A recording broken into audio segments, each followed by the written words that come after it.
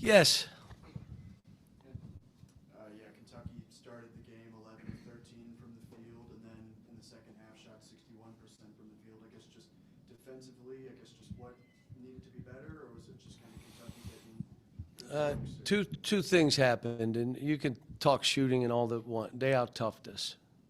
The thing we talked about rebounding, they out-rebounded us by 9, 10 rebounds.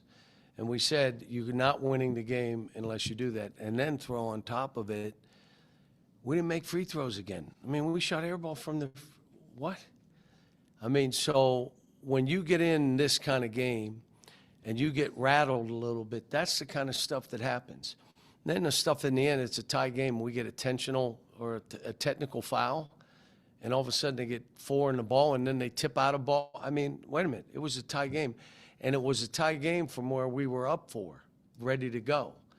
And so we just got a lot of stuff to learn, you know, but give them credit. This was Kentucky coming in more desperate than us and played way rougher than we played and came up with balls that we just didn't come up with, including our guards. I mean, when you talk about all our guard stuff, our guards got like 1 rebound. Can't be that way. What do you think? Just you mentioned the technical already, but the emotions of this game, the technicals. I mean, do you think maybe your team let the emotion get to them a little too much there tonight? When they got the physicalness of the game, they did some things. They didn't respond the way we've talked, and I knew the game was going to be physical. I told them, and it may be a little chippy. And I said, but you cannot get a technical or do something that costs us a game, and it's exactly what happened. And I talked about it. But, you know, it's a great lesson. These games, you're going through a season, there's stuff that happens. You know, we shoot 49%, almost 50%, but we're 3 for 14 and 60% from the line. Well, then you're not going to win. I mean, you're not. And I met with Carter after because I told him we're not winning without you playing. But Billy is playing with so much emotion and passion, he deserves to be on the floor, which may mean I got to play both of them because Carter is a terrific player, but, you know, when you're getting beat the balls and Billy goes in and rebounds and does stuff and all that, you know, I'm not going to cheat Billy. But, you know, we need him to win. You know, again, we won one of our better games, but you got to give them credit. They made us play a certain way. We didn't have a whole lot of turnovers. But you got to make some shots. That's the crazy thing about this game. And we had been doing that. We didn't do it tonight. Aside from that technical and them getting those 5 points, what else kind of prevented you guys from maybe landing a knockout punch when you went up 4 and had the building rocked? I watched the tape, but my guess is there was a rebound, there was a foul, there was some things that, and all of a sudden it's a tie game. But I'll have to watch the tape because when we got up 4, I was feeling real good. Then all of a sudden it's foul, foul, foul, foul, whether we were grabbing or whatever we were doing. But Nick Pringle had kind of a rough showing tonight, had no points, no rebounds. What was Kentucky doing to slow him down, and what more does he need to do for you? well, there's one of his better games, but I love the kid.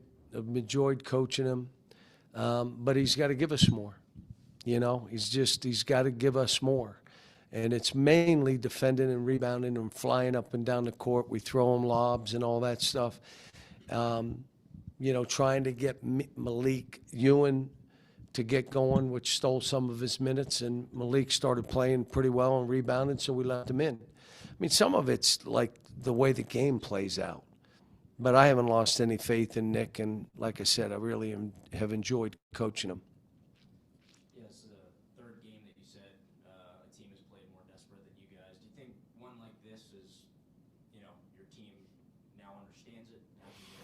We'll see.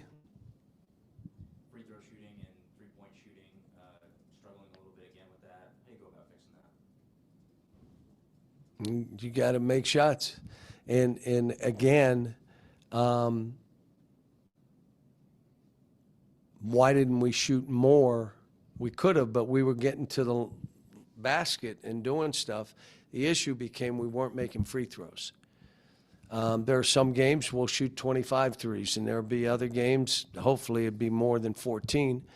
But, you know, when you talk about the number of shots that we took, you know, like to get more, like to play faster. Someone said, what about the transition? If you don't rebound and they're making 60% of their shots and threes, and then the ones they miss rebound, hard to run.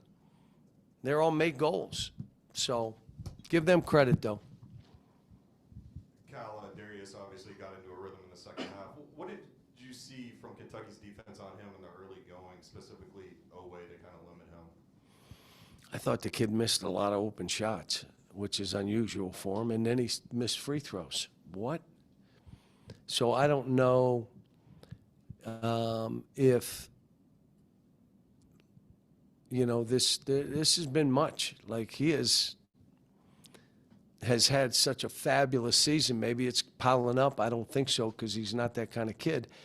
But, like, there were plays that he missed that I'm like, how'd he miss that? Then the free throws. I mean, I don't think they have a defense for free throws, but he missed those. And I'm like, what? I think one of them was a front end 101, I believe. But, you know, like I said, he is really good, Malik Thomas. And I didn't play DJ as much as I would have liked. Probably should have got Darius out of there a little bit more than I did. But at the end, I was just trying to keep the game close so we had a chance to win. Coach, you know better than anybody. What's some sort of advice you give to Mark Pope as he deals with the roller coaster season and off criticism? I think he's doing a terrific job. I've said it. You know, when you struggle and then you get your team playing right, it means you're coaching. I think he's doing great. I think he's the right guy for that job.